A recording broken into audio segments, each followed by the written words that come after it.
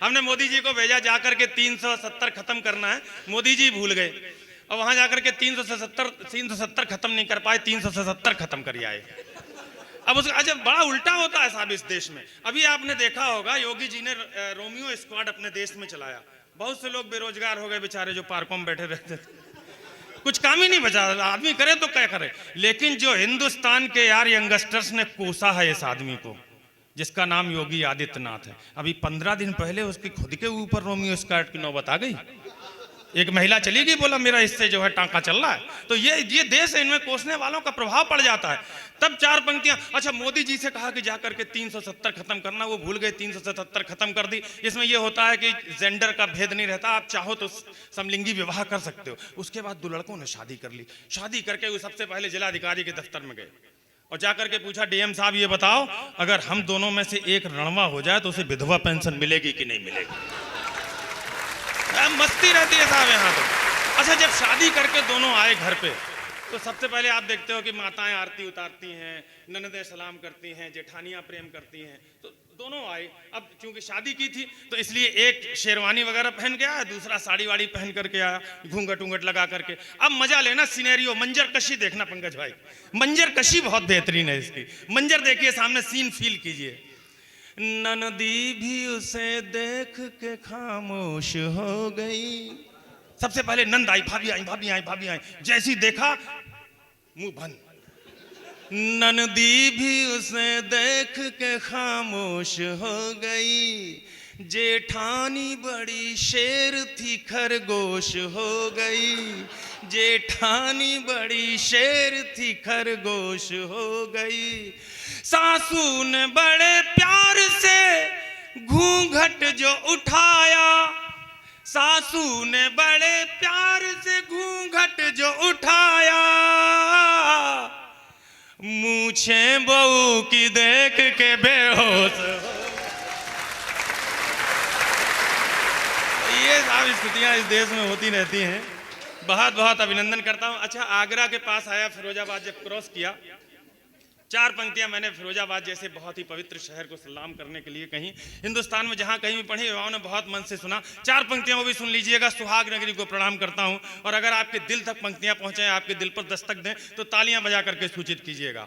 मोहब्बत के किसी सदग्रंथ का अनुवाद हो जाऊं। अच्छी पंक्तियां हैं तो अच्छी पंक्तियों को अच्छी वाली दाद मिले। मोहब्बत के किसी सदग्रंथ का अनुवाद हो जाऊं, कभी मजनू बनूं मैं और कभी फरहाद हो जाऊं। अगर अपनी कलाई तुम मेरे हाथों में दे दो तो, डॉक्टर जी उतना समर्पित करता हूं। अगर अपनी कलाई तुम मेरे हाथों में दे दो तो, मैं चूड़ी ही नहीं पूरा फिरोजाबाद, मैं चूड़ी ही नहीं पूरा फिरोजाबाद हो जाऊं। अच्छा आइए कुछ चेंज करता हूं यार। एक गजल बहुत ही मन से मैंने लिखी है, धीरे धीरे आऊंगा मैं आपको उसी ओज की ओर जो पंकज भैया ने जहां पर छोड़ा, राधे आदरणीय पारिक जी ने जहां पर छोड़ा, उस क्रम को लेकर के आगे चलूंगा। एक मजेदार गजल के 2-3 शेर सुन लीजिए, मतलब सुनिए। दहकते शोलों से सुर्ख लब हैं, दहकते शोलों से सुर्ख लब हैं, किसी के दिल को जलाओगी तुम। दहकते शोलों से सुर्ख लब हैं, किसी के दिल को जलाओगी तुम।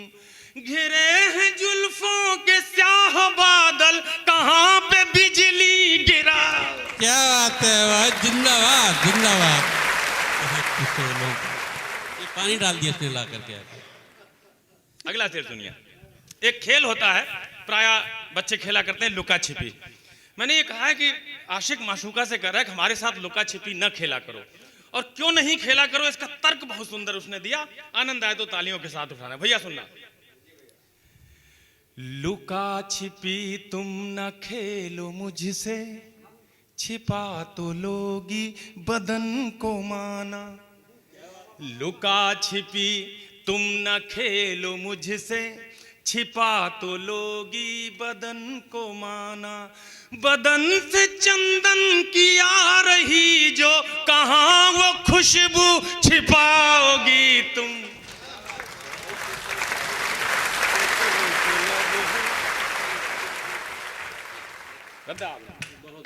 अच्छा, ये आपको क्वालिटी पता है कि सूंघ करके खोज लेने की किसमें होती है? अपुन में भी वही है।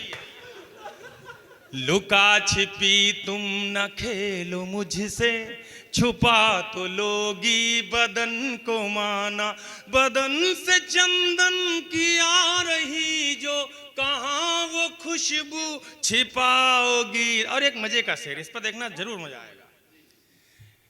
कराती हो तुम रिचार्ज मुझसे, मुझी को मिस कॉल मारती। कराती हो तुम रिचार्ज मुझसे, मुझी को मिस कॉल मारती हो, तो फिर जियो का ये पैक आखिर कहाँ पे बोलो खपाओगी तुम। सुर्ख लब है, दहकते सोलों से सुर्ख लब।